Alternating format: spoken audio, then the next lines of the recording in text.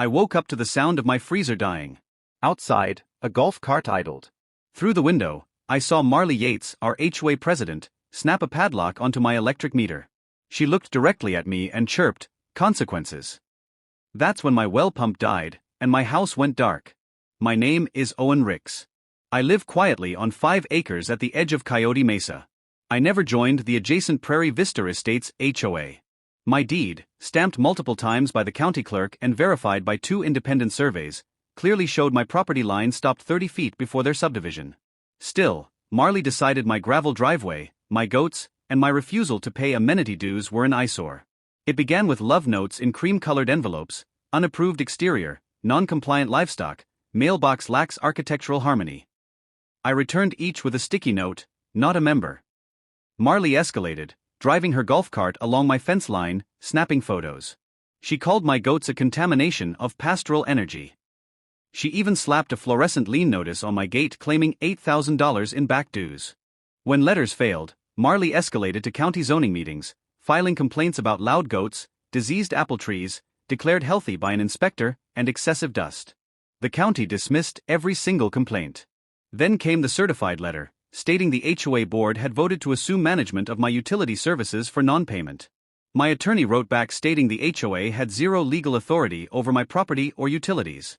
Marley responded by scheduling her utility audit. She and 2 HOA enforcers in reflective safety vests showed up in 2 golf carts. I watched as they walked to my electric meter. One man used bolt cutters to cut the cooperative's tamper seal. The metal snapped. Then Marley herself pulled the disconnect lever, cutting power to my home. She clipped a massive padlock through the lever to prevent reconnection. My neighbor Dorothy started recording the moment the golf carts pulled up, capturing Marley announcing loudly, "We are authorized to do this."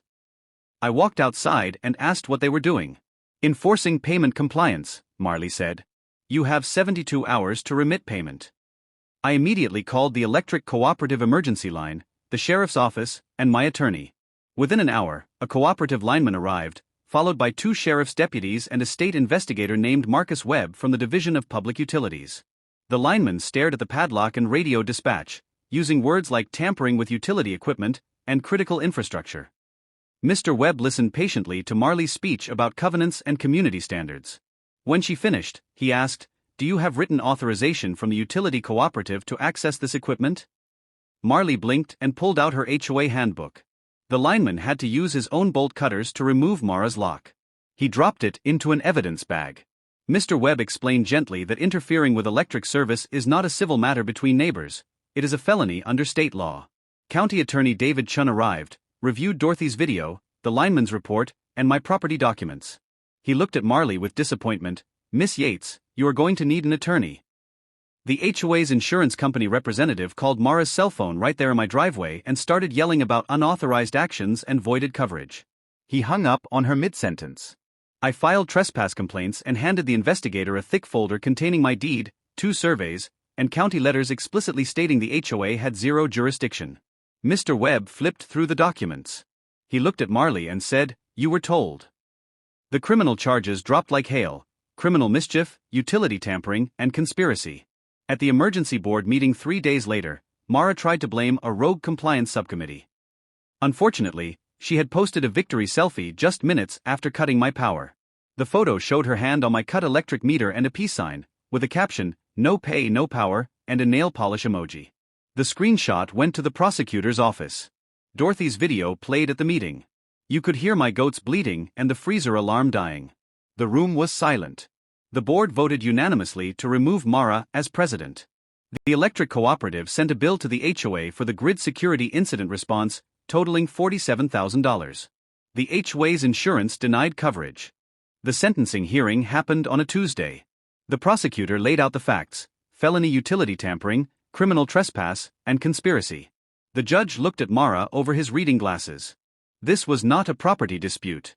You intentionally disabled electrical service to an occupied residence, to refrigeration, to medical equipment for all you knew. You did this because you wanted to punish someone for not obeying you. He ruled firmly: 2 years probation, 300 hours of community service cleaning roadside culverts, and a $5,000 fine payable to the electric cooperative.